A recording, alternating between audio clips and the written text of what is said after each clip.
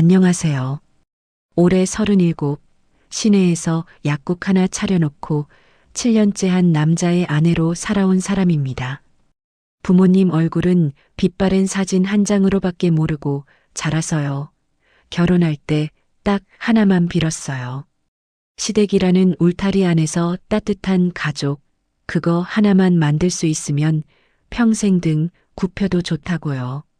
그런데 며칠 전 시어머니가 영업 중인 제 약국 문을 박차고 들어와 손님들 앞에서 던진 그 한마디 때문에 7년을 붙들고 있던 환상이 얼마나 우스운 것이었는지 알게 됐습니다. 오늘 처음으로 그날 일을 입에 올려보려고요. 그날은 환절기라 처방전 손님이 유난히 많았어요. 카운터 앞에 손님 두 분이 줄 서 계셨고 조제실 안쪽 선반에는 봉알약 봉투가 줄줄이 쌓여 있었거든요. 비닐장갑 끼고 가루약 한 봉을 막 접던 참인데 자동문이 짜장면 그릇 깨지는 소리처럼 벌컥 열렸습니다. 미주야, 거기 있지? 고개를 들었어요. 시어머니였습니다. 짙은 자주색 코트에 금색 단추를 목까지 단단히 채우고 한 손엔 자기 핸드백, 다른 손엔 빈 쇼핑백 2장을 챙겨든 채로요. 어머님, 갑자기 무슨 일이세요? 전화라도 먼저 주시지. 전화? 며느리 약국에 시애미가 오는데 허락까지 받아야 하니? 너 우리 은주 결혼 날짜 잡힌 건 알고나 있지? 손님들 시선이 일제히 카운터 쪽으로 쏠리는 게 등 뒤로 느껴졌습니다. 저는 비닐장갑을 벗으면서 최대한 목소리를 눌렀어요. 어머님, 지금 손님 계세요. 안쪽에서 말씀하세요. 차 한 잔 드릴게요. 말이 끝나기도 전이었어요. 시어머니가 매대 쪽으로 성큼성큼 걸어가셨거든요. 우리 약국에서 제일 비싼 코너요. 수입 영양제만 따로 모아둔 한 통에 18만 원, 25만 원 하는 그 진열장 앞에서 쇼핑백을 쫙 펼치셨습니다. 어머님, 거긴 손대시면 안 돼요. 다 재고로 잡힌 상품이에요. 재고면 뭐? 시애미가 며느리 약국 물건 좀 가져가는 게 도둑질이니? 그리고 이거 은주 시댁에 들고 갈 거야. 싸구려 들고 가면 내 얼굴도 같이 구겨지는 거야. 며느리 잘 뒀단 소리 듣기 싫어? 손이 어찌나 빠르신지 종합 비타민 큰 통이 3개, 갱년기 영양제가 2개, 관절약 1통, 눈에 띄는 대로 쇼핑백에 쓸어 담으셨어요. 그러더니 쇼핑백을 그대로 카운터 위에 쾅 내려놓으시고 손가락으로 제 가슴팍을 톡톡 두드리셨습니다. 미주야, 우리 은주 혼수 말이다. 시애미가 어렵게 말 꺼내는 거니까 귀 열고 똑바로 들어. 네, 말씀하세요. 1억. 딱 1억만 해. 조제실 쪽에서 봉지약 접던 보조약사 선생님 손이 멈춘 게 보였습니다. 줄 서 계시던 손님 한 분도 처방전 든 손을 슬며시 내리셨어요. 시어머니는 그 시선들이 다 보이는데도 목소리를 더 키우셨거든요. 시누이 결혼인데 그 정도도 못해? 너 약국 차려놓고 돈 잘 번다며. 시댁 체면 좀 세워줘야지, 응? 어머님, 약국이 매출은 있어도 재고로 묶인 돈이 많아요. 현금 1억은 당장 못해요. 그 말이 떨어지자마자 시어머니 얼굴이 확 일그러졌습니다. 카운터 위 쇼핑백을 한 손으로 잡고 다른 한 손은 제 얼굴을 향해 삿대질하듯이 고추 세우셨어요. 인연이 진짜 배가 불렀구나. 너 누가 받아줬어? 부모도 없이 고아원에서 자란 애 우리 집에서 며느리로 받아줬더니 이제 은혜를 모르네. 고아년 걷어놨더니 독사처럼 돈을 물고 왔나? 시누이 혼수 좀 보태라는데 내 그 알량한 약값이 그렇게 아까워? 손님 2분 중 한 분이 처방전을 그대로 카운터에 내려놓고 약국 문을 밀고 나가시더라고요. 카운터 앞에 다른 한 분도 처방전을 내놓은 상태라 나가지는 못하고 시선을 어디 둘지 몰라 약 진열대를 괜히 보는 척 하셨고요. 저는 카운터 모서리를 손끝으로 꽉 쥐었습니다. 손톱이 하얗게 변하도록요. 시어머니는 한참을 더 떠들다가 영양제가 든 쇼핑백을 자기 손에 끼우고 약국 문을 휙 열고 나가셨어요. 주말까지 딱 준비해놔. 괜히 집안 망신시키지 말고. 그 한마디만 남기시고요. 조제실 칸막이 뒤로 들어가서 한참을 그 자리에 가만히 서 있었습니다. 7년이요. 결혼 전에 남편이 어디서 끌어다 쓴 빚 8천만 원, 제 적금 깨서 다 갚아드린 게 시작이었어요. 시아버지 환갑, 시어머니 칠순, 시누이 어학연수, 시댁 보일러, 시아버지 장례까지 매달 시댁 생활비로 200만 원씩 따로 빠져나가는 통장도 제 명의였고요. 그 긴 세월을 어떻게 버텼나 싶은데 정작 시어머니 머릿속에 며느리는 걷어준 고아로만 남아 있었더라고요. 저녁 7시쯤 약국 정리하고 잠깐 앉아 숨 돌리는데 휴대폰이 부르르 울렸어요. 신우이였습니다. 사진 한 장, 또 한 장, 또 한 장이 연달아 떴어요.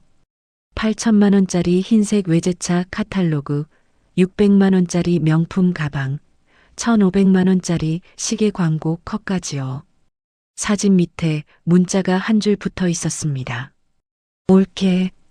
올케는 부모도 없어서 이런 거 잘 모를 텐데 나는 의사 집안으로 시집 가잖아. 내기 좀 살려줘야지. 엄마가 1억 얘기했지? 그 정도는 해줘야 우리 집도 얼굴이 서. 휴대폰 화면을 한참 들여다봤어요. 부모도 없고 그러니까라는 그 7글자가 자꾸 눈에 박혀서 답을 못 보내고 그냥 화면을 껐습니다. 집에 들어간 게 8시 반쯤이었나요? 출근하기 전에 차려놓고 나간 반찬 그대로 남편은 식탁 앞에 앉아 휴대폰만 들여다보고 있었어요. 제가 가방을 내려놓자 그 양반이 식탁을 한번 쓱 훑더니 혀를 차더라고요. 돈도 잘 벌면서 파출부 하나 못 써? 들어오자마자 또 부엌 붙잡고 힘든 척이야? 누가 보면 내가 당신 종 부리는 줄 알겠네. 오늘 좀 피곤해서. 피곤?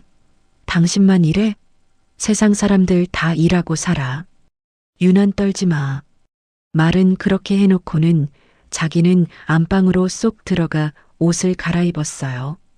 잠시 후에 나왔을 땐 회사 출근할 때도 잘 안 입는 짙은 회색 맞춤 정장에 와이셔츠까지 빳빳하게 다린 걸로 갈아입고 향수도 2번이나 칙칙 뿌리셨더라고요. 뭔가 좀 이상하다 싶었지만 그날따라 묻고 싶지가 않았어요. 약국 일에 시어머니 일로 진이 다 빠진 상태였거든요. 회사에 급한 일 생겼어. 야근이야. 괜히 기다리지 말고 먼저 자.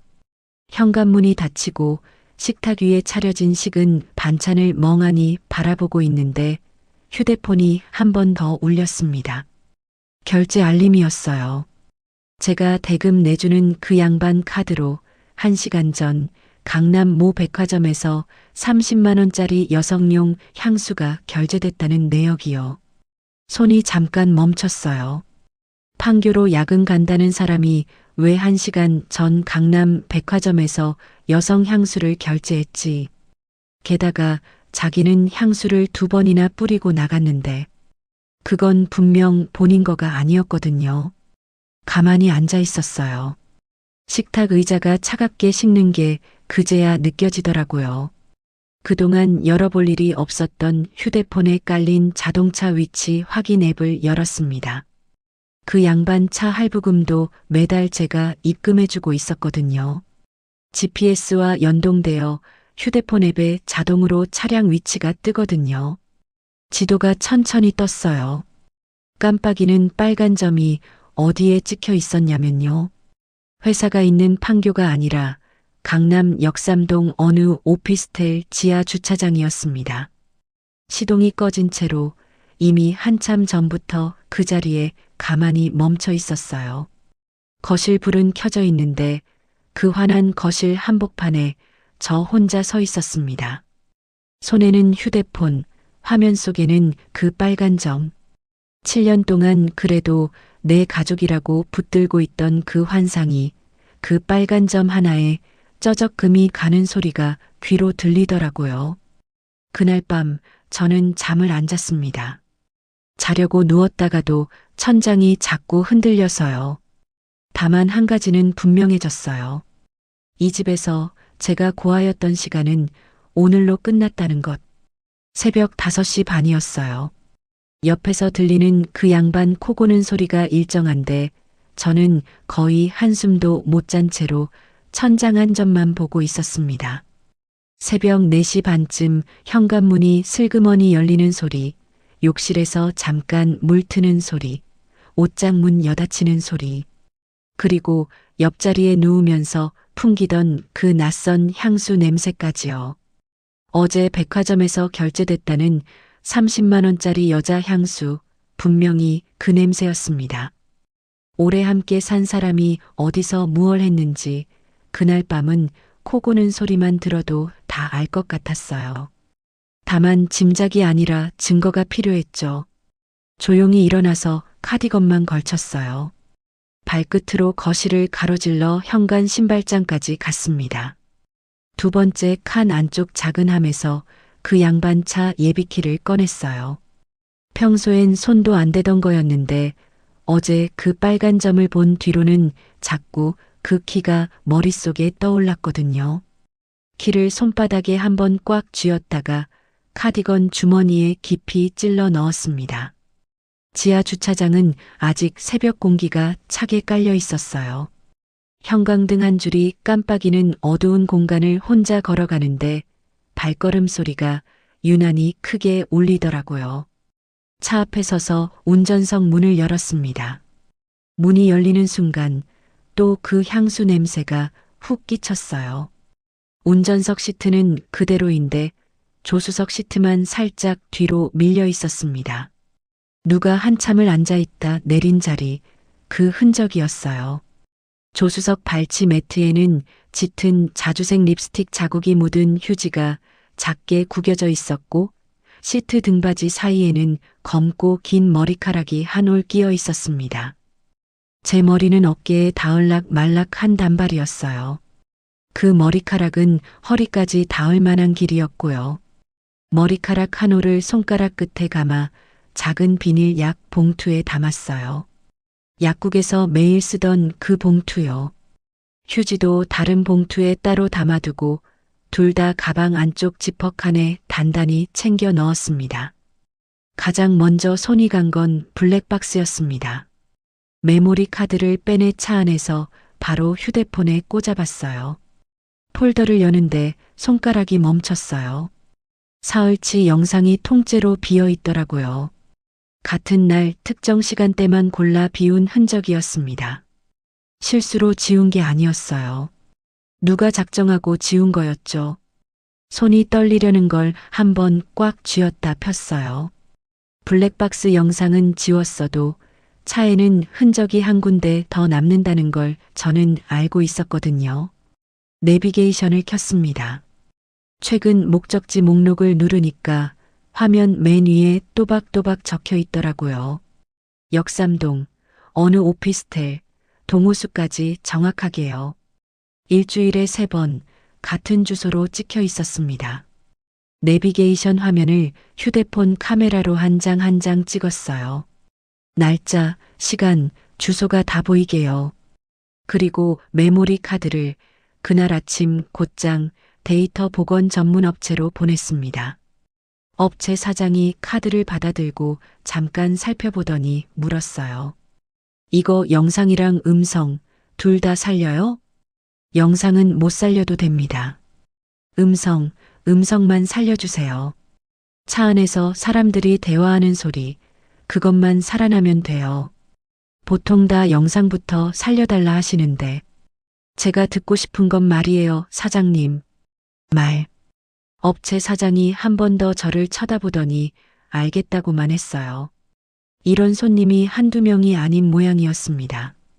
사흘 뒤 업체에서 연락이 왔어요. 음성 파일이 살아났다고요. USB에 담아 약국 근처까지 직접 가져다 주셨습니다. 저는 점심도 거른 채 약국 휴게실 문을 안에서 잠그고 이어폰을 꽂았어요.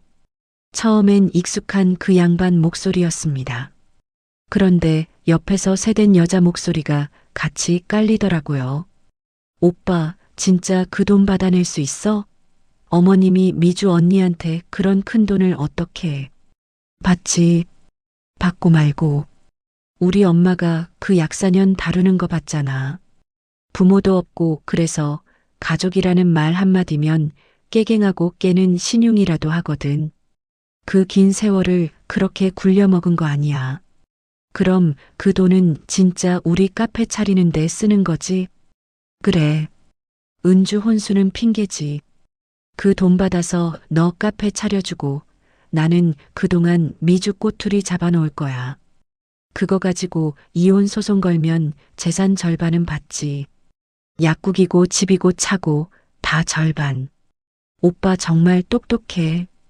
변호사 친구한테 다 알아본 거야? 법이 그래. 결혼 후 재산은 무조건 부부 공동이야. 절반 못 받을 일이 없어. 종이컵을 쥐고 있던 손에 힘이 들어가서 컵이 찌그러지는 줄도 몰랐어요. 다음 음성 파일이 자동으로 이어졌습니다. 이번엔 시어머니, 시누이, 그 여자, 그리고 그 양반. 넷이 같은 차 안에 있었어요. 백화점에서 쇼핑하고 나오는 길이었던 모양이었습니다. 명품 매장 얘기로 시작하더라고요. 정민아, 이번 가방 마음에 들어? 그래도 어머님 자리에 정식으로 앉을 사람인데 이 정도는 들고 다녀야지. 어머님, 저 미주 언니 자리에 진짜 잘할게요. 어머님 모시고 은주 언니 시누이로 깍듯이 모시고 명절마다 한복도 새로 맞춰드리고요. 그래, 너 같은 애가 진작 우리 며느리로 들어왔어야 됐어. 그쪽은 어디서 굴러먹다 들어왔는지 살가운 맛이 하나도 없잖니. 아주 사람을 사람으로도 안 봐, 그년이. 엄마, 새언니 그 약국 우리한테 좀 떼주면 안 돼? 정민이 카페 차리고 남는 거 나도 좀 챙겨가야 할 거 아니야. 이년아, 다 넣어줄 거니까 걱정도 마. 약국이고 집이고 다 우리 거 만들어 놓을 테니까. 이어폰을 잠시 빼고 휴게실 한쪽 벽에 머리를 기대고 한참 앉아 있었어요. 명치 한쪽이 단단하게 굳는 게 그제야 느껴지더라고요. 미운 마음이 솟구쳐 오르지는 않았어요. 다만 한 가지가 분명해졌습니다. 저 사람들은 며느리를 며느리로 본 적이 없었어요. 그저 떼어먹을 살점이 있는 무엇으로 봤던 거였습니다. 다시 이어폰을 꽂고 끝까지 들었어요. 한 번 더 들었어요. 두 번 더 들었어요. 세 번째 들을 때쯤 되니까 손이 떨리는 게 멈췄습니다. 마지막으로 한 번 더 들려온 건 그 양반 목소리였어요. 절반은 받지. 그게 법이야. 결혼 후 재산은 무조건 절반이야. 그 말이요. 결혼 전에 자기가 어디서 끌어다 쓴 빚 8천만 원을 누가 갚아줬는지, 약국 자리, 보증금이 누구 통장에서 나갔는지, 매달 시댁으로 빠져나가던 돈이 어느 명의 계좌에서 빠져나갔는지 단 한 번도 따져본 적 없는 사람의 말투였습니다. 자기가 절반을 받는 게 그렇게 당연한 일인 줄 알고 있는 그런 목소리였어요. 이어폰을 빼고 휴게실 거울 앞에 섰습니다. 거기 비친 여자가 누구인가 한참을 들여다봤어요. 그 긴 세월 동안 시댁 눈치만 보면서 그래도 내 가족이라고 우기던 여자요. 따뜻한 밥상 한번 받아보고 싶어서 자기 등골을 다 빼주고도 모자라면 약국 매출까지 끌어다 들이밀던 여자요. 명절마다 부엌 한 구석에서 식은 국을 받아 먹으면서도 다음 해엔 더 잘해야지 하던 그 여자. 거울 속 그 여자한테 속으로 한마디 했습니다. 이제 안녕. 그 여자는 오늘부로 끝이라고요. 다음에 거울을 볼 사람은 자기 등을 자기 손으로 지키는 사람이라고요. 화장을 다시 고치고 카운터로 나갔어요. 그날 오후 진료는 평소처럼 받습니다. 손님한테 웃고 약 설명하고 처방전 확인하고 보조 약사 선생님이 한번 슬쩍 보더니 물었어요. 약사님, 오늘 안색이 좀 안 좋으세요. 어디 편찮으세요? 아니에요. 어제 잠을 좀 설쳐서 대답하면서도 머릿속 한쪽에서는 다른 시계가 돌아가고 있었어요. 변호사를 어디로 알아볼지, 심부름센터는 어디 쪽이 입이 무거운지, 통장 자료는 어느 폴더에 모아뒀는지 그런 것들이요. 저녁에 집에 들어가서 새 외장 하드 2개를 꺼냈습니다. 복원된 음성 파일 전체, 어제 그 향수 결제 영수증 사진, 카드 결제 내역서, 차 내비게이션 화면 사진, 신우이가 보낸 카탈로그 문자, 그리고 차 안에서 챙겨온 머리카락과 휴지 사진까지 날짜별, 시간별로 폴더를 나눠 차곡차곡 옮겨 담았어요. 같은 자료를 한쪽 외장하드에는 원본으로, 다른 한쪽에는 백업본으로 따로 정리했습니다. 한쪽은 약국 금고에, 한쪽은 친구 약사가 쓰는 다른 약국 사무실에 따로 맡겨뒀고요. 그리고 다이어리 빈 페이지를 펼쳤어요. 맨 위에 짧게 2줄을 적었습니다. 감정으로 싸우지 않는다. 증거로만 움직인다. 그 양반은 그날도 새벽이 다 돼서야 들어왔어요. 또 그 향수 냄새를 묻히고요. 침대에 누우면서 제 쪽으로 등을 돌리고 코를 골기 시작하는데 저는 그 등을 한참 바라봤습니다. 미운 마음은 이상하게 거의 들지 않았어요. 그저 이 사람을 어디서부터 정리해야 하나 그 계산만 차분하게 돌아가더라고요. 그 긴 세월을 갉아먹은 사람들을 며칠이 걸리든 몇 달이 걸리든 법이 정한 테두리 안에서 정확하게 응징하기로요. 그날 밤 저는 다이어리를 덮고 처음으로 깊게 잠들었습니다. 며칠을 그렇게 보냈어요. 겉으로는 평소와 똑같이 약국 카운터에 서서 손님 받고 집에 들어가서는 식탁 차리고 그 양반이 오늘도 야근이야 하면 응, 다녀와요 대답하면서요. 다만 머릿속에서는 다른 시계가 따로 돌아가고 있었습니다. 누구부터 정리할지 어느 순서로 패를 꺼낼지요. 가장 먼저 한 일은 시어머니한테 전화 거는 거였어요. 약국 마감 후 휴게실에 혼자 앉아서요. 신호가 2번 가기도 전에 시어머니가 받으셨습니다. 미주야. 어머님, 저 미주예요. 적금 깨려고요. 저 한마디에 수학이 넘어가 잠깐 조용해졌어요. 시어머니가 숨 들이키는 소리가 들리더라고요. 뭐를? 은주 혼수 1억이요. 적금 만기 1달 남았는데 그냥 깨려고요. 어머님 말씀이 맞으세요. 신우이 결혼인데 그 정도는 해야죠. 아이고, 우리 며느리 진작에 그럴 것이지. 내가 너 그럴 줄 알았다 그랬다. 응? 어디 가서 시집 잘 가서 그렇지 우리 미주만큼 시엠이 알아주는 며느리가 어딨다고. 조금 전까지 인연 소리가 나왔던 그 입에서요. 한순간에 우리 미주가 됐습니다. 저는 휴대폰을 귀에서 한 뼘쯤 떼고 들었어요. 환호성이 어찌나 큰지 그 사이로 신우이가 같이 좋아하는 소리까지 섞여 들렸거든요. 어머님, 그래서요. 이번 주말에 시댁 식구들 다 모셔서 식사 한번 하시죠. 상견례 축하 겸 돈도 그 자리에서 전달해 드릴게요. 시내 한정식 집으로 제가 예약하겠습니다. 그래. 우리 며느리 솜씨가 다르다. 야, 은주야. 들었니? 토요일이다. 토요일. 어머님, 그날 식사 자리에는 우리 식구들 다 오시는 거예요. 어머님, 신우이, 그리고 그이까지 한 명도 빠짐없이요. 그럼 다 가야지, 다. 우리 며느리 큰 결심한 자리인데. 전화를 끊고 휴대폰을 휴게실 책상에 가만히 내려놨습니다. 거기까지가 거짓말이 필요한 마지막 통화였어요. 그 통화가 끝난 다음 날부터 신우이가 어디서 무엇을 하고 다녔는지 저는 거의 실시간으로 들었습니다. 우리 단지에 신우이 학교 후배가 살았거든요. 그 후배가 며칠에 한 번씩 약국 와서 들려주더라고요. 언니, 글쎄, 은주 언니가 마이너스 통장을 뚫었대요. 언니, 은주 언니가 백화점 가서 결혼 반지 1,500만 원짜리 카드 긁었대요. 예비 시댁 어머니한테 가방을 사들고 갔는데 그것도 명품으로다가요. 다 1억이 자기 손에 떨어진다는 확신 위에서 벌이는 일들이었어요.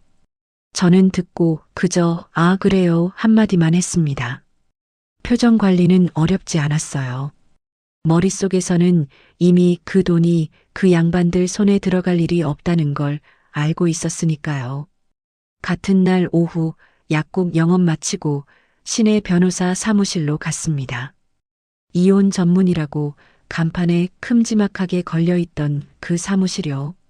처음 본 변호사 앞에 가방을 통째로 올려놓고 자료를 하나씩 꺼냈어요.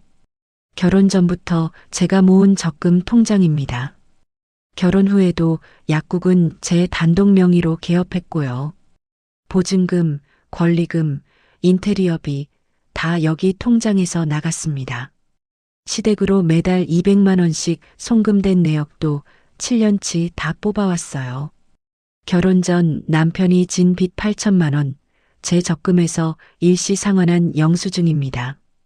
변호사가 통장 사본과 영수증을 한 장씩 살피더니 안경을 고쳤으며 저를 봤어요. 사모님, 이거 전부 결혼 후 형성된 재산이지만 명의도 단독이시고 자금 출처도 사모님 단독이시고 시댁 부양 부담도 단독으로 지신 거잖아요.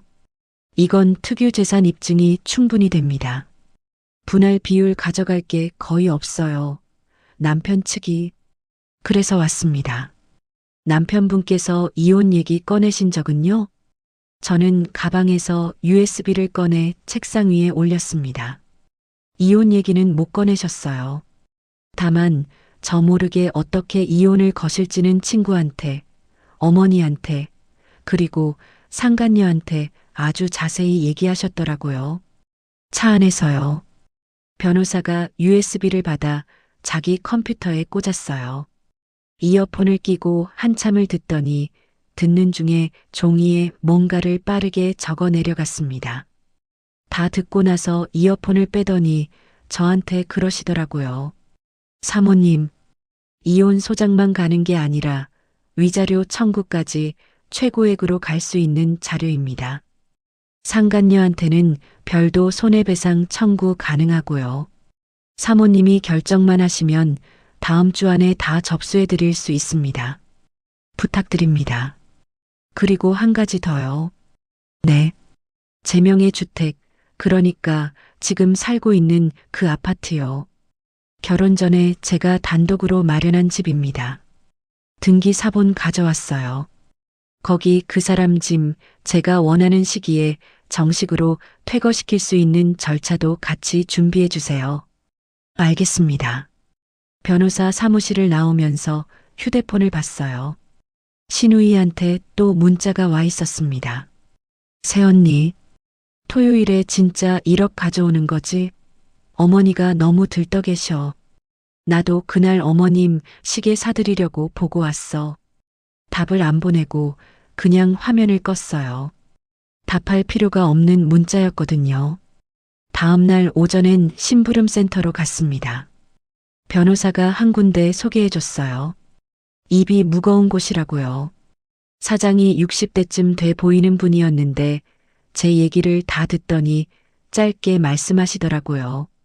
사모님, 며칠 안에 사진 다 챙겨드립니다. 모텔이고 오피스텔이고 들어가는 거 나오는 거 다 잡아요. 그리고 시댁 식구들이 그 여자랑 같이 있는 자리도 백화점이든 식당이든 다 잡아드립니다. 부탁드립니다. 사진은 고화질로요. 그리고 원본 파일도 같이 받았으면 합니다. 걱정 마세요. 우리 일은 그쪽 같은 분이 절반이에요. 사흘이 지났을까요? 심부름센터에서 큰 봉투 하나가 약국으로 왔습니다. 안에는 사진이 빼곡하게 들어 있었어요.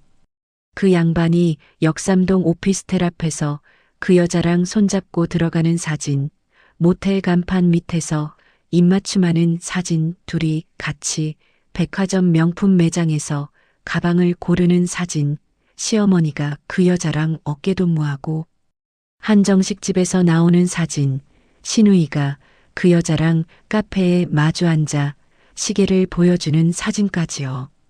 다 합쳐서 30장이었습니다. 사진을 한 장 한 장 넘기면서 저는 손이 떨리지 않았어요. 변호사가 말한 대로 이건 다 자료다. 사람으로 보지 말고 자료로 보라는 말을 머릿속에서 한 번 더 되뇌었어요. 그날 저녁 변호사 사무실에서 다시 만났습니다. 변호사가 이미 작성해 놓은 서류 더미를 책상 위에 올려놨어요. 한 장씩 짚어가며 설명해 주시더라고요. 이혼 소장입니다. 유책 사유는 부정행위로 잡았고요. 위자료 청구액은 최대치로 잡았습니다. 이건 상간녀 상대 손해배상 청구 소장이고요. 같이 가압류 신청서도 준비했어요. 상간녀 오피스텔 보증금이랑 통장, 급여까지 묶일 거예요. 그리고 이건 변호사가 또 다른 봉투 하나를 들어 올렸어요. 내용 증명입니다. 시누이 예비시댁, 그러니까 예비 시아버님 병원 주소로 발송될 거예요. 그 양반이 의사 집안이라 그러셨죠? 사진이랑 차 안녹음 일부 발췌본까지 다 들어있어요. 사모님이 요청하시는 그날 발송됩니다. 발송 일자는 토요일 오후 4시로 잡아주세요.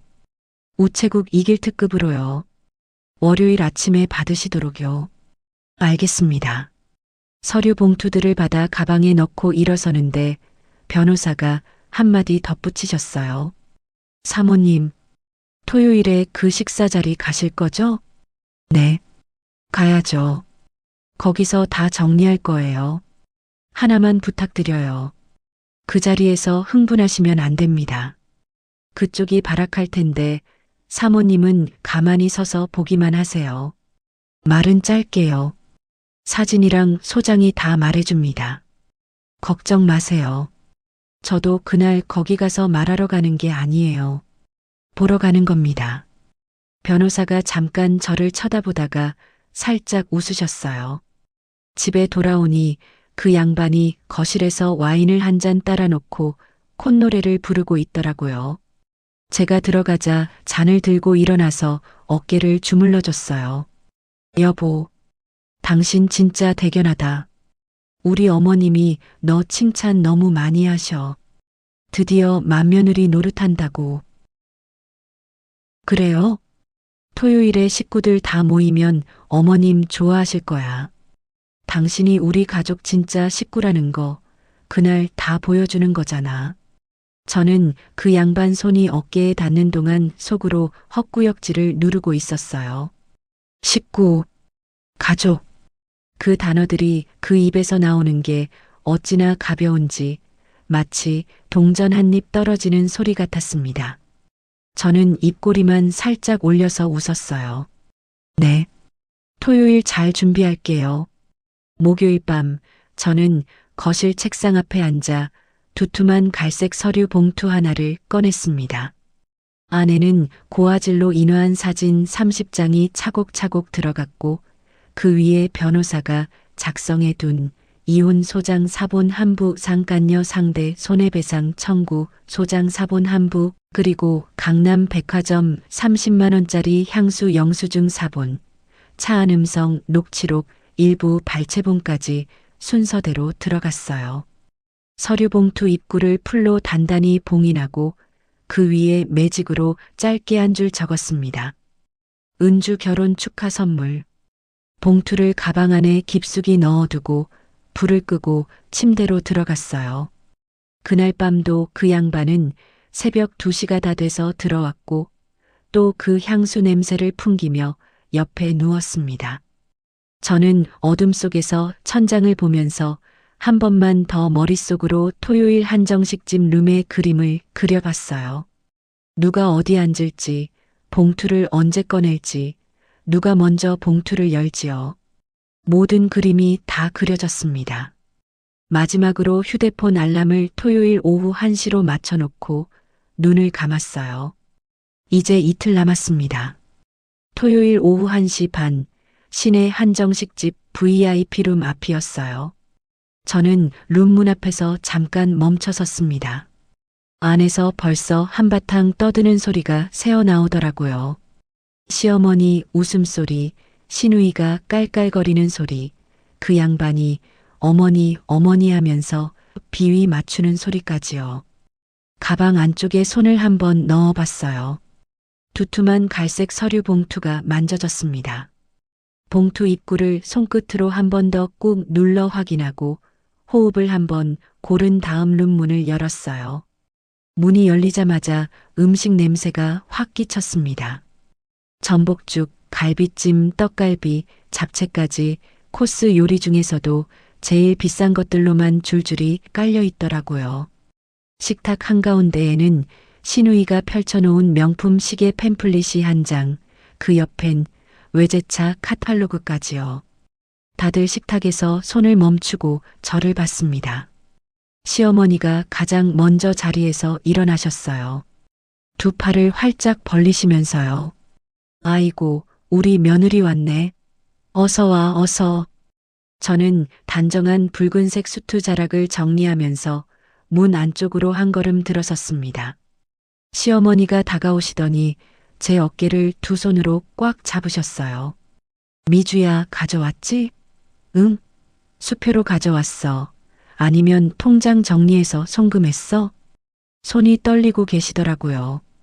욕심이 어찌나 큰지 며느리 얼굴 한번 제대로 안 보시고 가방부터 흘끔거리셨어요. 어머님, 자리 먼저 잡고 얘기하시죠. 그래, 그래, 앉아, 앉아. 우리 며느리 자리는 여기야, 내 옆. 저는 시어머니가 가리킨 자리에 앉지 않았어요. 식탁 맞은편 그 양반과 시어머니, 시누이가 다한 시야에 들어오는 자리에 앉았습니다. 시누이가 그 사이 가방을 흘낏 보더니 저한테 물었어요. 새언니, 진짜 1억 가져왔어요? 어머님이 어제부터 잠을 못 주무셨대. 가져왔어요. 1억보다 훨씬 가치 있는 걸로요. 아주 특별하게 준비했어요. 시어머니가 그 말에 손뼉을 짝 치셨습니다. 아유, 우리 며느리 말 좀 봐. 1억보다 가치 있는 거라니 다이아라도 박아왔니? 비슷해요, 어머님. 그쪽보다 훨씬 단단해요. 저는 가방에서 갈색 서류 봉투를 천천히 꺼냈어요. 봉투 입구에 적힌 은주 결혼 축하 선물이라는 글씨를 시누이 쪽으로 한번 보여준 다음 식탁 한가운데에 툭 던졌습니다.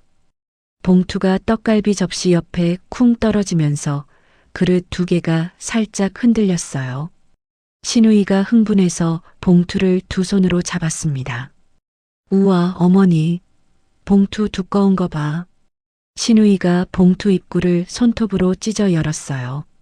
안에서 사진 한 묶음이 한꺼번에 쏟아져 나왔습니다. 사진들이 식탁 위로 우수수 흩어졌어요. 전복죽 그릇 옆에도 갈비찜 접시 위에도 잡채 위에도 한 장씩 떨어졌습니다. 맨 위에 떨어진 사진이요.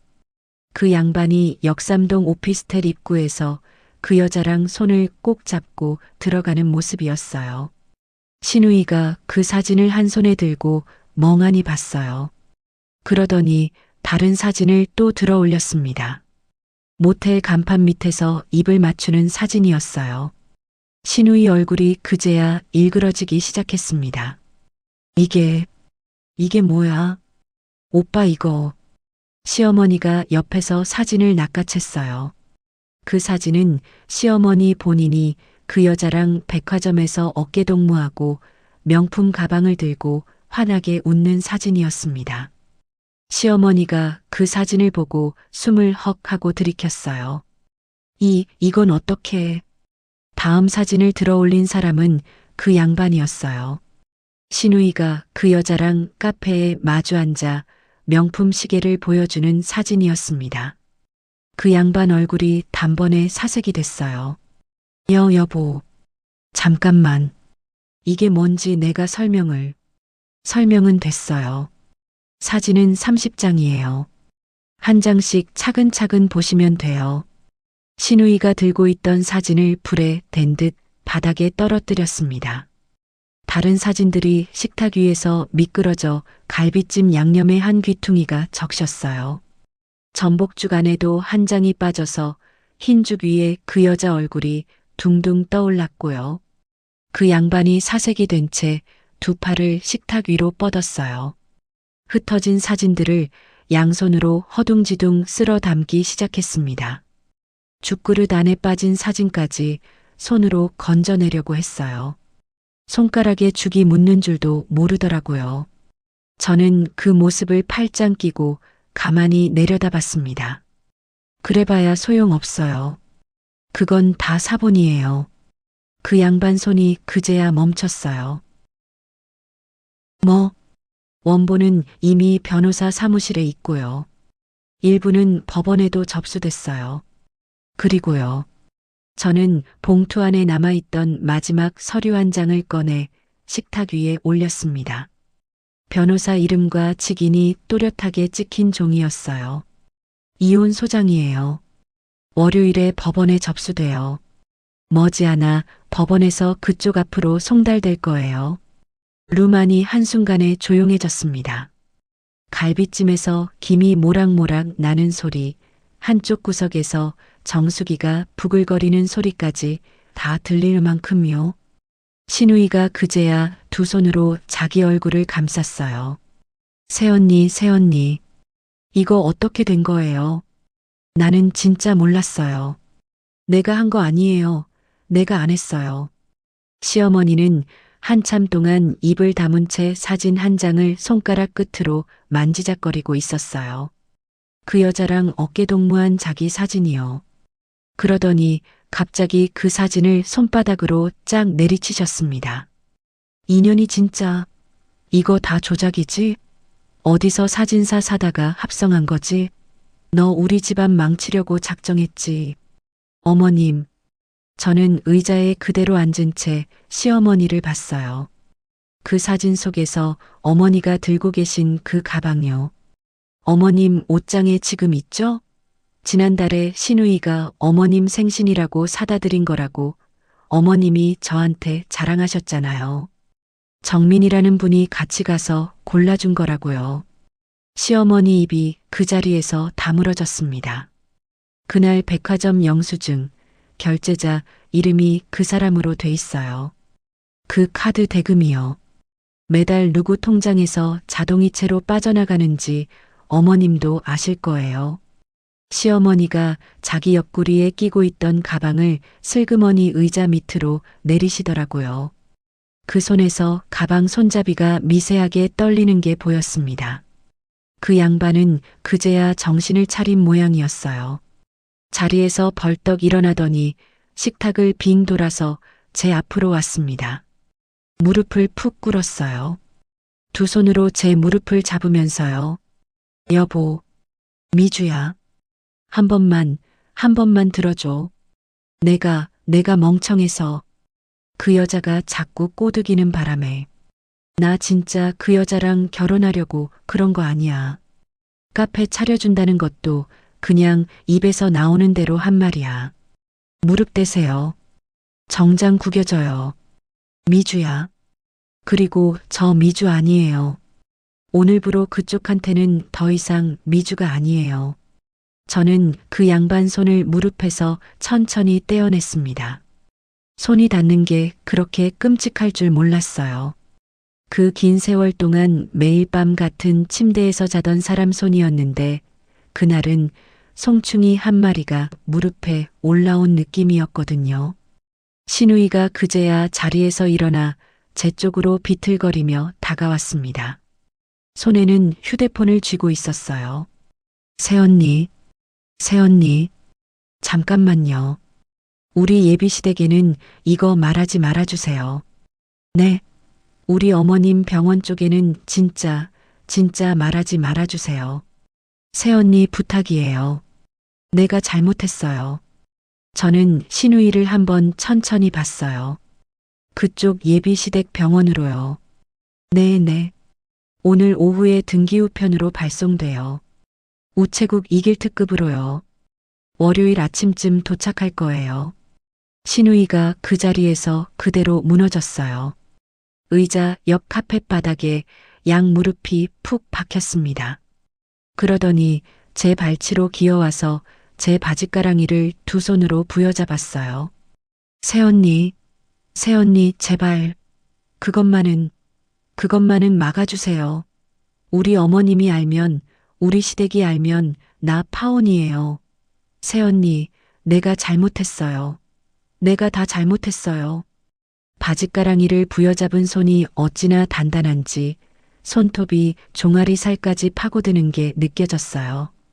그 양반은 그 양반대로 자기 변명에 정신이 팔려 있었고요. 여보, 그 여자가 진짜 나쁜 여자야. 자꾸 카페 하면서 돈 얘기 꺼내는 게 그 여자였어. 나는 진짜 끌려간 것뿐이야. 자기 정부였던 여자를 다른 식구들 앞에서 발 빠르게 끌어내리고 있는 사람이었습니다. 그 모습을 보면서 저는 한 가지를 더 확신했어요. 이 사람은 끝까지 자기 자신만 챙기는 사람이라는 거요. 그때였습니다. 사진이 흩어진 식탁 너머에서 시어머니가 자리에서 갑자기 일어나셨어요. 두 눈이 시뻘개진 채로요. 식탁 위에 놓여있던 물컵을 한 손에 잡으셨습니다. 인연이 고환영 걷어줬더니 집안을 아주 풍비박산을 내는구나. 인연이. 물컵을 든 손이 제 얼굴 쪽으로 휙 올라왔어요. 물이 쏟아지기 직전 저는 가만히 그 손목을 한 손으로 쳐냈습니다. 컵이 시어머니 손에서 벗어나 식탁 위로 떨어지면서 물이 갈비찜 위에 쫙 쏟아졌어요. 양념물이 시어머니 그 자주색 코트 자락에까지 튀었습니다. 시어머니가 자기 코트를 내려다보면서 멍하니 서 계셨어요. 저는 그 손목을 천천히 놓으면서 한마디 했습니다. 어머님, 걷어주셨다는 그 말, 오늘 마지막으로 한 번만 더 들을게요. 뭐? 앞으로 다시는 그 말 들을 일 없을 거니까요. 저는 그제야 자리에서 일어났어요. 의자를 안으로 밀어넣고 가방을 어깨에 다시 걸치면서요. 바짓가랑이를 부여잡고 있던 신우이 손을 내려다봤습니다. 손에 힘이 어찌나 들어가 있는지 손가락 마디까지 새하얗더라고요. 손 놓으세요. 옷 늘어나요. 새언니, 한 번만요, 새언니. 발끝으로 그 손을 천천히 그러나 단호하게 떼어냈어요. 신우이가 카펫 위에 그대로 엎어졌습니다. 저는 한 번도 뒤돌아보지 않고 룸문 앞으로 걸어갔어요. 문 손잡이를 잡기 전에 한 번 더 룸 안을 돌아봤습니다. 식탁 위에는 갈비찜 양념물 위에 둥둥 떠 있는 사진들, 죽 그릇 안에서 건져 올린 사진, 바닥에 떨어진 그 양반 손에 묻은 양념까지요. 사진 30장이 그 식탁 위에서 7년의 시간을 한 번에 정리하고 있었어요. 은주 혼수 준비에 큰 보탬이 됐길 바랄게요. 그 한마디만 남기고 룸문을 잡았습니다. 문이 닫히는 순간 안에서 시어머니가 자기 자식들 이름을 부르며 악쓰는 소리, 신우이가 카펫에서 발버둥 치는 소리, 그 양반이 여보 부르며 따라 나오려고 의자를 차는 소리가 한꺼번에 터졌어요. 저는 그 소리들을 등 뒤로 흘려보내면서 한정식집 복도를 걸어 나왔습니다. 엘리베이터 안에 혼자 섰을 때 거울에 비친 제 얼굴을 봤어요. 화장이 하나도 안 무너져 있더라고요. 눈물 자국도 없었고 입술색도 그대로였습니다. 7년 만에 처음으로 제 얼굴이 제 얼굴 같았어요. 엘리베이터가 1층에 닿는 동안 변호사한테 짧게 문자를 보냈습니다. 전달 완료했어요. 다음 단계 진행해 주세요. 전송 버튼을 누르고 휴대폰을 가방에 넣었어요. 한정식집 회전문을 밀고 나오는데 늦은 오후 햇살이 정면으로 쏟아져 들어왔습니다. 눈이 좀 시렸어요. 7년 동안 시댁 식구들 그늘 속에 서 있어서 그랬는지 햇살이 그렇게 환한 줄 그날 처음 알았거든요. 한정식집 그루마는 사진 한 묶음이 식탁 위에 쏟아진 뒤로 숨소리 하나 들리지 않았어요.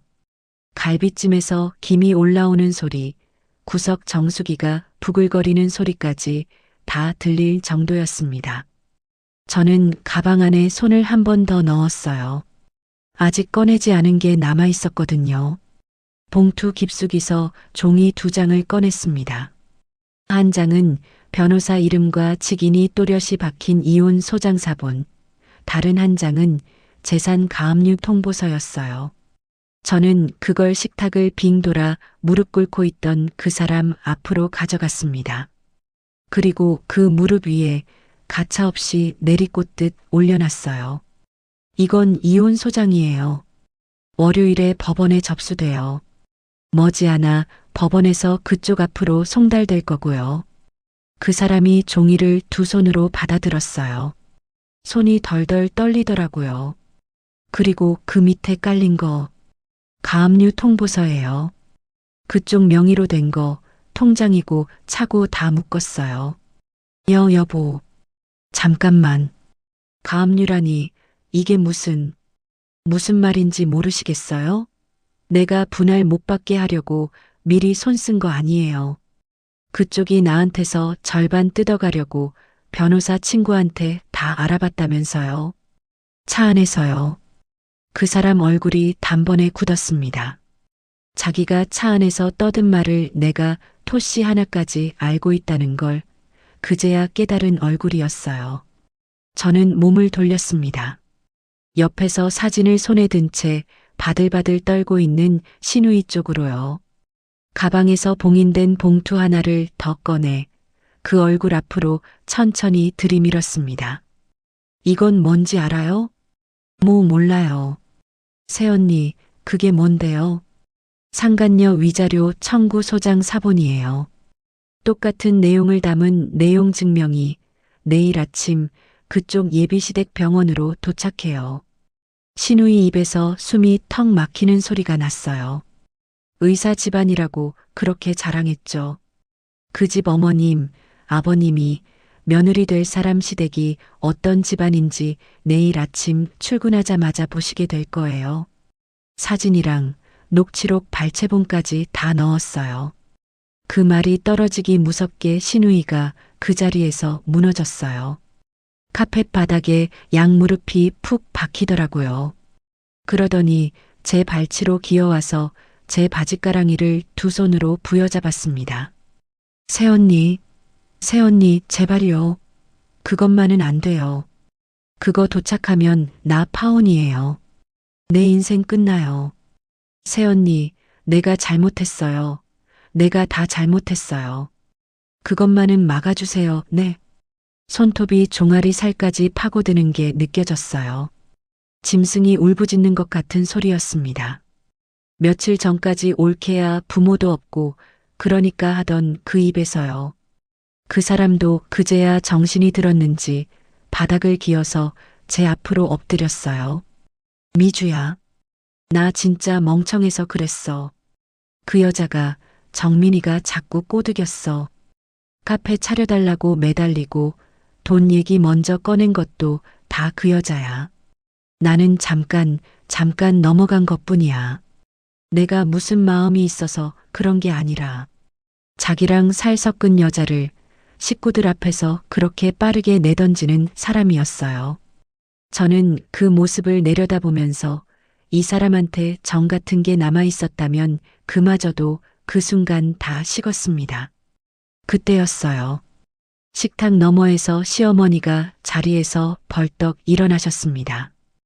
2 눈이 시뻘개진 채로 탁자 위 물컵을 움켜쥐셨어요. 인연이 고안형 걷어줬더니 집안을 아주 풍비박산을 내는구나. 물컵을 든 손이 제 얼굴로 휙 올라왔어요. 물이 쏟아지기 직전 저는 그 손목을 한 손으로 가볍게 쳐냈습니다. 컵이 손에서 벗어나 식탁 위로 떨어지면서 물이 갈비찜 위로 쫙 쏟아졌어요. 양념물이 시어머니 그 자주색 코트 자락에까지 튀었습니다. 시어머니가 자기 코트를 멍하니 내려다보고 계셨어요. 저는 그 손목을 천천히 놓으면서 입을 열었습니다. 어머님, 그 집, 제가 살던 그 아파트요. 결혼하기 전부터 제 단독 명의로 마련한 집이에요. 어머님 아들 명의 한 글자도 안 들어가 있어요. 뭐? 그러니까 그 사람 그 집에 더 못 있어요. 짐은 변호사 통해서 정식으로 퇴거 통보할 거예요. 법대로요. 루만이 다시 조용해졌어요. 시어머니 입이 그 자리에서 다물어졌습니다. 저는 자리에서 일어났어요. 의자를 안으로 밀어넣고 가방을 어깨에 걸쳤습니다. 바짓가랑이를 부여잡고 있는 신우의 손을 내려다봤어요. 손가락 마디가 새하얗더라고요. 손 놓으세요. 새언니, 한 번만요, 한 번만. 구둣발 끝으로 그 손을 천천히, 그러나 단호하게 떼어냈습니다. 신우이가 카페 뒤에 그대로 엎어졌어요. 저는 한 번도 돌아보지 않고 룸문 앞으로 걸어갔습니다. 등 뒤에서 시어머니가 자식들 이름을 부르며 악쓰는 소리, 그 사람이 여보, 여보하며 의자를 차고 일어나려는 소리가 한꺼번에 터졌어요. 저는 그 소리를 다 흘려보내고 룸문을 쾅 닫았습니다. 집에 돌아온 게 밤 9시쯤이었어요. 현관에 들어서자마자 가장 먼저 한 일이 도어록 비밀번호를 바꾸는 거였습니다. 새 번호를 누르는데 손끝이 가볍더라고요. 7년 동안 그 사람이 아무 때나 누르고 들어오던 그 번호를 제 손으로 지웠어요. 그 다음엔 그 사람 짐을 정리했습니다. 옷장에서 정장이며 와이셔츠며 서랍 속 물건까지 큰 종이 상자 몇 개에 차곡차곡 담았어요. 미운 마음에 던지듯 넣지도 않았습니다. 그냥 남의 물건 정리하듯 무심하게요. 상자 입구를 테이프로 봉하고 베란다 한쪽에 가지런히 쌓아뒀어요. 변호사가 일러준 대로 함부로 버리지 않고 보관하는 절차였거든요. 다음 날 아침 변호사 사무실에 전화를 넣었습니다. 퇴거 통보 내용 증명, 오늘 발송해 주세요. 짐은 정식으로 인계할 수 있게 보관해뒀어요. 잘하셨어요. 명의가 단독이시고 혼인 전 취득이 명확하니까 거주 권리 주장은 어렵습니다. 절차대로 진행하겠습니다. 전화를 끊고 며칠 뒤였어요. 단지 후배한테 전해 들었습니다. 그 사람이 변호사한테서 정식 퇴거 통보를 받고는 한참을 멍하니 앉아 있었다고요. 결혼 후 재산은 무조건 절반이라던 사람이 정작 자기가 매일 들어와 자던 그 집에서 단 한 평도 자기 몫이 없다는 걸 그제야 알게 된 거였어요. 그 일이 있고 처음 맞은 저녁이었습니다. 저는 거실 한가운데 혼자 섰어요. 7년 동안 단 한 번도 비어 있던 적이 없던 그 집이 그날은 텅 비어 있었습니다. 그 사람 코 고는 소리도 새벽에 향수 냄새 묻히고 들어오던 발소리도 없었어요. 찬장에서 아껴두던 와인 한 병을 꺼냈습니다. 잔에 천천히 따랐어요. 붉은 액체가 잔 안에서 천천히 도는 걸 한참 들여다봤습니다. 7년 만에 처음 느껴보는 고요였어요. 누가 부르지도 않고 차릴 밥상도 없고 눈치 볼 사람도 없는 고요요. 한 모금 천천히 넘겼습니다.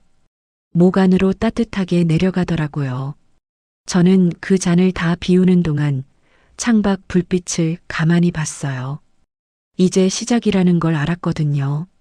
7년 동안 제 등골을 빨아먹던 그 가짜 가족이 어디서부터 어떻게 무너지는지 저는 한 발짝 떨어진 자리에서 차분히 지켜보기로 했습니다.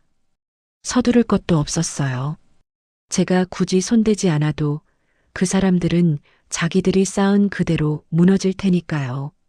잔을 비우고 불을 껐습니다.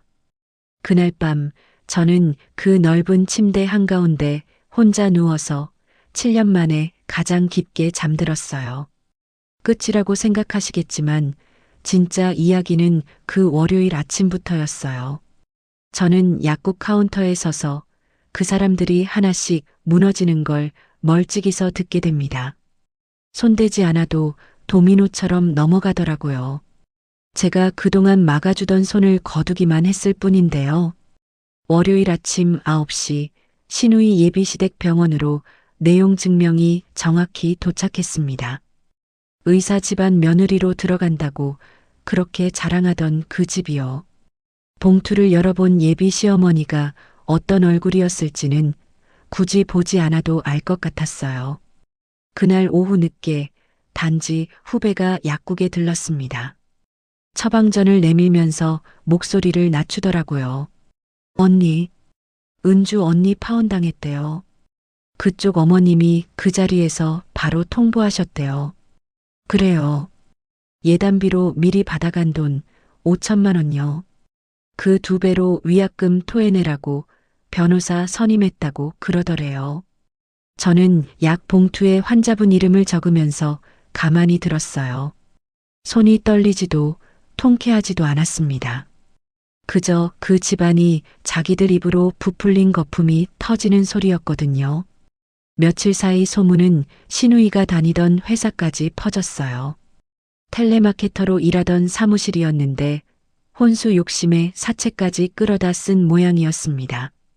빚톡촉 전화가 회사 대표 번호로 빗발쳤대요. 결국 그 자리에서 잘렸다더라고요. 한 통에 18만 원, 25만 원 하던 영양제를 한 보따리 쓸어 담던 그 집안이 빚쟁이 전화 몇 통에 그렇게 흩어졌습니다. 그 사람은 그 사람대로 갈 데가 없었어요. 단독명의 집에서 짐 들고 나와야지 카드는 가압류로 다 정지됐지요.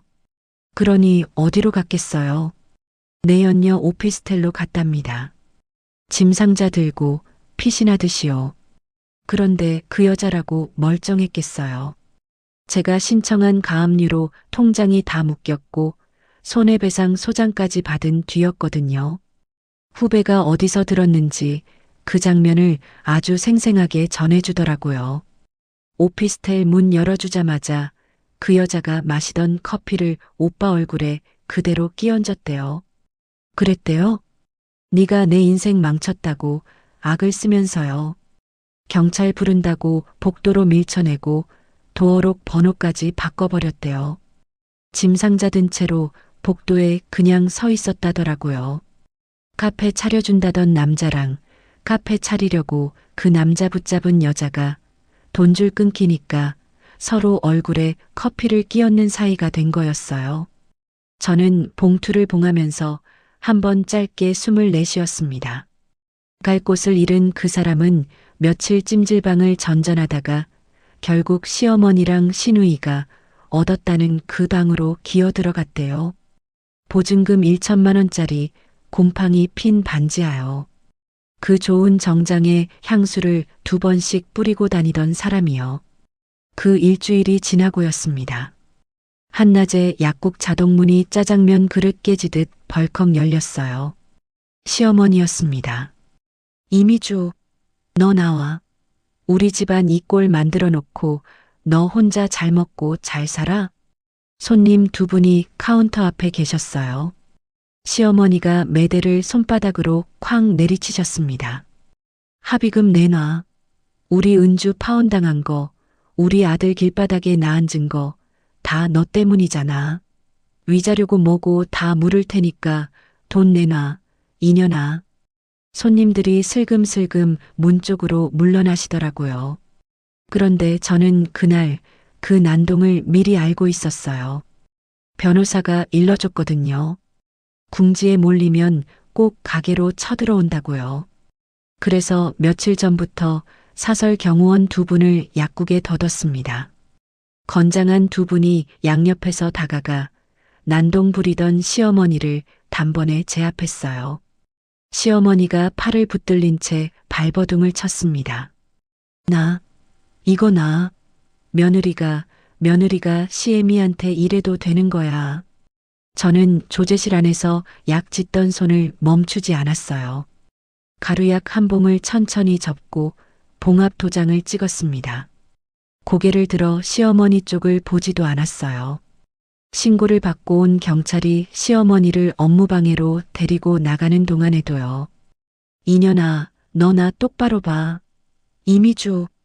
끌려나가면서도 시어머니는 그 말을 또 꺼내려 했어요. 7년을 저를 묶어둔 그 한마디요. 걷어줬다는 그 말. 저는 그제야 조제실에서 천천히 나왔어요. 경찰 손에 이끌려 문 밖으로 끌려나가던 시어머니 앞에 섰습니다. 그리고 딱 한마디만 했어요. 어머님, 저 걷어주신 적 없어요. 7년 동안 이 집안 걷어준 건 저였어요. 시어머니 입이 그 자리에서 다물어졌습니다. 저는 더 말하지 않고 다시 조제실로 들어갔어요. 다음 환자분 처방전을 집어들면서요. 그렇게 한 달쯤 지나 법원에서 이혼 조정 기일이 잡혔습니다. 저는 변호사와 나란히 앉아 준비해둔 자료를 하나씩 꺼냈어요. 결혼 전부터 모은 적금 통장, 약국 단독명의 개업 서류, 보증금과 권리금이 빠져나간 통장 내역, 7년치 시댁 송금 기록, 그리고 그 사람이 결혼 전진 빚 8천만 원을 제 돈으로 갚은 영수증까지요. 맞은편에 앉은 그 사람은 자기 변호사도 제대로 못 구한 모양이었어요. 그래도 끝까지 입을 열더라고요. 판사님, 결혼 후 재산은 부부 공동입니다. 저도 절반은 형성에 기여하신 게 있으십니까?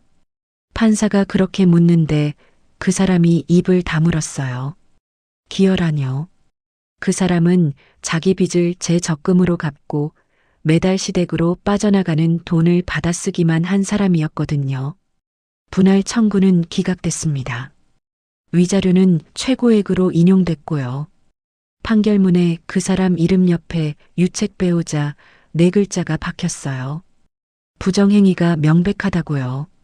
법정을 나오는데 그 사람이 복도까지 따라 나와 제 팔을 잡으려 했습니다. 미주야, 한 번만. 우리가 그래도 7년인데. 저는 그 손을 피해 한 걸음 물러섰어요. 7년요. 그 7년 동안 그쪽이 저한테 차려준 밥상이 한 번이라도 있었나요?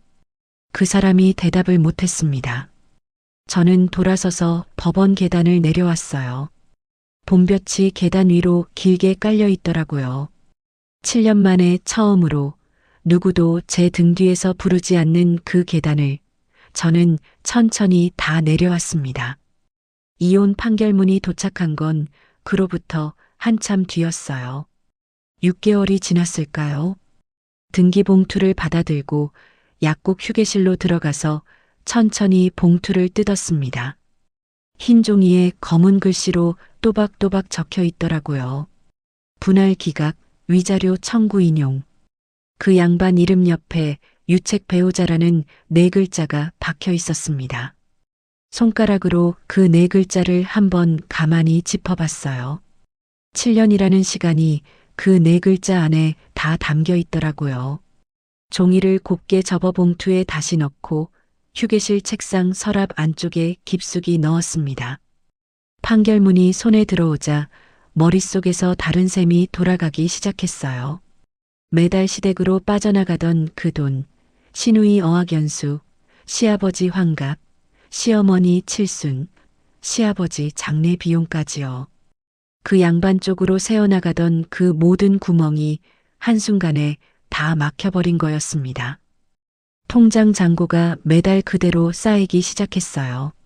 처음 한 달이 지나갔을 때는 그 숫자가 어색해서 통장을 2번, 3번 다시 확인했을 정도였습니다. 석 달이 지나면서 결심했어요. 약국을 키우자고요. 동네 골목 안쪽에 끼어 있던 그 작은 약국으로는 제가 하고 싶은 약사 일을 다 못하고 있었거든요. 처방전 주문 받아서 약 짓고 끝나는 정도가 아니라 환자 한 사람 한 사람한테 시간을 들여서 복약 상담까지 제대로 해드릴 수 있는 그런 약국을 차리고 싶었어요. 마음 한구석에 오래 묵혀둔 꿈이었습니다.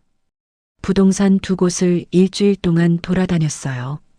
시내 중심가에서 가장 유동인구가 많은 곳, 종합병원 2곳과 가까운 자리, 그리고 1층에 약국 자리가 비어있는 메디컬 빌딩요. 그 중에 딱 한 군데가 눈에 들어왔습니다. 시내 중심가 5층짜리 메디컬 빌딩 1층 코너 자리였어요. 면적도 넓고 천장도 높고 정문 앞이 횡단보도라 사람들이 자연스럽게 들어오는 동선이었습니다. 부동산 사장님이 그러시더라고요. 여기 자리 계약 들어오는데 많아요. 결정 빨리 하셔야 됩니다. 네. 오늘 계약하겠습니다. 사장님이 잠깐 저를 보셨어요. 그 자리 보증금이 적은 액수가 아니었거든요. 권리금까지 더하면 더더욱요. 일시불로요? 네. 일시불로요. 계약서에 서명하는데 손이 떨리지 않았어요. 도장을 한번 꾹 누르고 나니까 그제야 실감이 났습니다. 골목 안작은 약국 시절이 정말 끝났다는 거요. 기존 약국을 정리하는데도 한 달이 꼬박 걸렸어요. 7년을 함께 일해주신 보조약사 선생님께는 새 약국에서도 같이 일하시자고 미리 말씀드렸습니다. 처음엔 망설이시더라고요. 멀어진다고요. 제가 그 선생님 한 달 월급의 2배에 가까운 조건을 새로 제시했어요. 선생님이 한참을 보시더니 살짝 웃으셨습니다. 약사님이 이렇게까지 챙겨주시는데 제가 안 따라가면 안 되죠. 새 약국 인테리어는 6주가 걸렸어요. 매일 퇴근하고 공사 현장에 들렀습니다. 천장 조명 색온도부터 진열장 높이, 카운터 동선, 조제실 환기 시스템까지 하나하나 제 손으로 골랐어요. 그 양반과 살던 7년 동안엔 집안에 새 가구 하나 들이는 것도 시어머니 눈치를 봐야 했거든요. 이번엔 제가 골라서 제가 결제하고 제가 책임지는 공간이었습니다. 그게 그렇게 좋더라고요. 오픈 전날 밤 약국 안에 혼자 서서 한 바퀴를 천천히 돌았어요. 매대에 진열된 영양제 통들, 가지런히 놓인 처방약 서랍, 조제실 안에 새로 들인 자동 분포기, 카운터 뒤편에 걸린 액자 하나까지요. 액자 안에는 약사 면허증이 들어 있었습니다. 제 이름이 또렷이 적힌 그 면허증을 한참 동안 들여다봤어요. 오픈 당일 아침 약국 정문 앞이 그야말로 화환으로 가득 찼습니다. 약대 동문회에서 보낸 것, 대형 제약회사 영업본부장님들 명의로 온 것, 도매상 사장님들이 보낸 것까지요. 제가 그 긴 세월을 정직하게 약국을 운영해왔다는 걸 알아주신 분들이었어요. 시어머니 눈치 볼 일도 시누이 명품 사다 줄 일도 없었던 그 자리에 진짜 제 사람들이 보낸 꽃이 가득했습니다. 가장 먼저 들어오신 손님은 옆 빌딩 내과 원장님이셨어요. 환자분께 처방전을 직접 들려보내고 본인은 따로 들어오셔서 영양제 한 통을 사가셨습니다. 약사님, 우리 환자분들 잘 부탁드릴게요. 약사님 약국 깐깐하다고 소문 났더라고요. 그게 좋은 거지요. 감사합니다, 원장님. 잘 부탁드립니다. 그날 하루 종일 사람이 끊이지 않았어요. 점심도 못 먹을 정도였습니다. 다만 그 바쁨은 7년 동안 시댁 밥상 차리고 시누이 시계 골라주고 그 양반 정장 다리던 그 바쁨과는 종류가 달랐어요. 제 일이었습니다. 제가 한 만큼 그대로 제 손에 남는 일이요. 오픈 일주일쯤 지났을까요? 단지에 사는 그 후배가 또 약국에 들렀어요. 처방전 들고 카운터로 오더니 약을 받으면서 작은 소리로 그러더라고요. 언니, 저 며칠 전에 동네에서 우연히 봤어요. 누구를요? 어머님요. 그러니까 옛날 시어머님요. 저는 처방약 봉투에 봉합 도장을 찍던 손을 잠깐 멈추고 후배를 봤어요. 후배가 얘기를 꺼내기 어색한지 한번 두리번거렸습니다. 폐지 줍고 계시더라고요. 손수레 하나 끌고요. 손목에 보호대를 차고 계셨는데 한쪽 무릎은 또 절뚝거리시고요. 관절염이 심해지셨대요. 저는 약 봉투에 환자분 이름을 적으면서 가만히 들었어요. 오빠는요? 건설 현장에서 일하다가 허리가 나갔대요. 그 반지하 방에서 거의 누워서 지낸대요. 은주 언니는 야간 족발집 주방 보조로 들어갔는데 손이 다 부르터서요.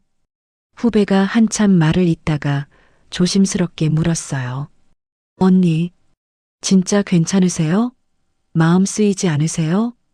저는 봉투를 다 봉하고 후배 쪽으로 약 봉투를 천천히 밀었어요. 식후 30분에 드시면 됩니다. 후배가 말을 한 번 더 꺼내려다 제 표정을 보고는 입을 다물었습니다. 저는 영수증을 끊어 건네면서 짧게 덧붙였어요. 제가 챙길 사람은요. 저랑 제 직원들, 제 환자분들이에요. 그 외에는 없어요. 더는요. 후배가 영수증을 받아들고 작게 고개를 끄덕였어요. 약국 문을 나가는 후배 뒷모습을 보면서 저는 카운터 위에 놓여있던 안경을 한번 천천히 닦았습니다. 손가락 끝이 떨리지도 무겁지도 않았어요. 그저 평소처럼 안경알을 닦고 다시 코에 걸쳤습니다. 저녁 마감 시간이 되어 약국 정문 셔터를 내리려고 나갔어요. 셔터 손잡이를 잡기 전에 한번 약국 안을 돌아봤습니다. 환하게 켜져 있는 LED 조명, 가지런히 정돈된 진열장, 카운터 위에 놓여 있는 내일 처방전 묶음, 조제실 안에 정리된 약, 서랍까지요. 그 모든 것을 7년을 갉아먹은 가족이 아니라 제 손으로 일군 시간이 채우고 있었어요. 셔터 손잡이를 천천히 내리면서 저는 그날 처음으로 깊은 숨을 한번 길게 내쉬었습니다. 폐지를 줍는 손이 어떻게 됐든 반지하 방에 누운 등이 어떻게 됐든 부르튼 손으로 새벽까지 일하는 사람이 어떻게 됐든요. 그건 그 사람들이 7년 동안 차곡차곡 쌓아 올린 자기 자리였습니다. 제가 거기까지 신경 쓸 이유가 단 하나도 없었어요. 셔터가 바닥에 닿는 소리가 짤각 하고 났습니다. 가게 앞 도로 위로 가로등이 하나씩 켜지고 저는 가방을 어깨에 걸치고 약국 옆 주차장으로 걸어갔어요. 내일도 환자분들이 오실 거고요. 저는 또 카운터에 서서 약을 짓고 복약 상담을 하고 영수증을 끊어드리겠죠. 오직 저를 위한 자리에서요. 토요일 아침이 환하게 밝았어요. 알람도 없이 눈이 떠졌습니다. 창문 너머로 들어오는 햇살이 침대 위까지 곧장 떨어졌는데 한참 동안 그 자리에서 일어나지 않았어요. 그저 누운 채로 천장을 보면서 오늘 하루를 어떻게 보낼지 천천히 생각했습니다. 7년 동안 토요일 아침이라는 게요. 새벽 6시면 일어나서 시댁에 갈 반찬을 만들고 시아버님 제사상에 올릴 전을 부치고 시누이가 친구들 데려와 차를 마시겠다 하면 다과를 차리고요. 시어머니가 어디 갔다 와 하면 가는 곳이고 오늘 나하고 백화점 가자 하면 따라 나서는 자리였어요. 제 시간이라는 게 단 1시간도 없던 요일이었습니다. 그런데 그날 아침은 달랐어요. 누구도 부르는 사람이 없었고 가야 할 곳도 정해져 있지 않았습니다. 오직 제 손에 들린 하루였어요. 침대에서 일어나 옷장 가장 안쪽 칸을 열었습니다. 거기 새 옷 한 벌이 걸려 있었어요. 며칠 전에 사두고도 한 번도 꺼내지 않았던 옷이었습니다. 옅은 베이지색 원피스에 어울리는 카디건 한 장이요. 그 양반과 살 때는 옷을 사도 시어머니 눈치를 보느라 매번 어두운 색깔만 골랐거든요. 베이지색 같은 밝은 옷을 사면 며느리가 어디 색을 그렇게 화사하게 입어 한마디가 꼭 날아왔으니까요. 7년 만에 처음으로 색깔을 제 마음대로 골라 사 입은 옷이었습니다. 옷을 갈아입고 거울 앞에 섰어요.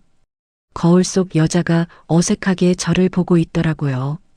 베이지색이 얼굴빛에 닿으니까 사람이 한층 환해 보였습니다. 지하 주차장으로 내려갔어요. 거기 한자리에 새 차가 세워져 있었습니다. 흰색 외제 스포츠카요. 화려한 차는 아니었어요. 다만 그 양반 차 할부금을 매달 대신 내주던 그 시절을 떠올려 보면 그 차는 저한테 한 가지 의미였습니다. 이번엔 누구 차도 아닌 오직 제 명의로 제 손에 들어온 차라는 거요.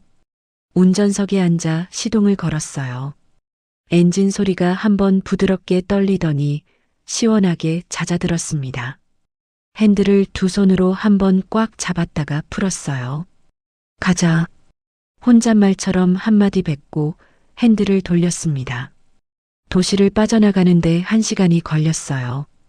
톨게이트를 지나고 해안도로로 접어드니까 바다가 한순간에 시야 가득 펼쳐졌습니다. 창문을 한 뼘쯤 내렸어요. 짠내 섞인 바닷바람이 운전석 안으로 훅 밀려 들어왔습니다.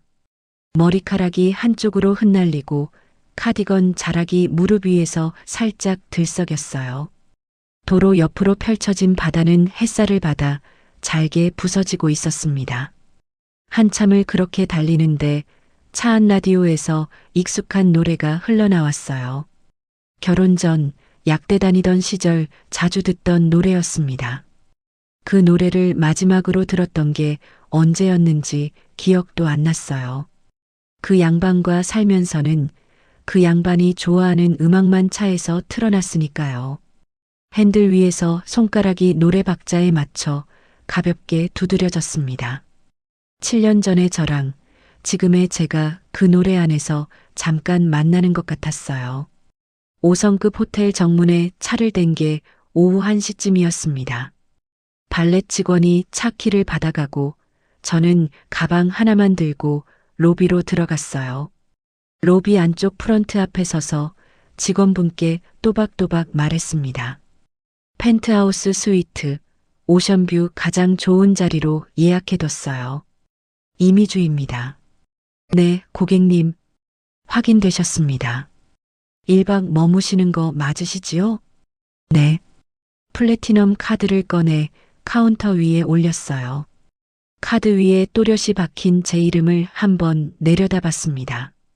7년 동안 그 양반 카드 결제 대금만 매달 막아주던 사람이 이제는 제 카드를 제 손으로 긁고 있는 거였어요. 그 사실이 어찌나 단단하게 느껴지던지요. 객실로 올라가는 엘리베이터 안에서 거울에 한번 비친 제 모습을 봤습니다. 베이지색 원피스, 가벼운 카디건, 어깨에 단정하게 걸친 가방. 한정식집 그 룸 안에서 단정한 붉은색 수트를 입고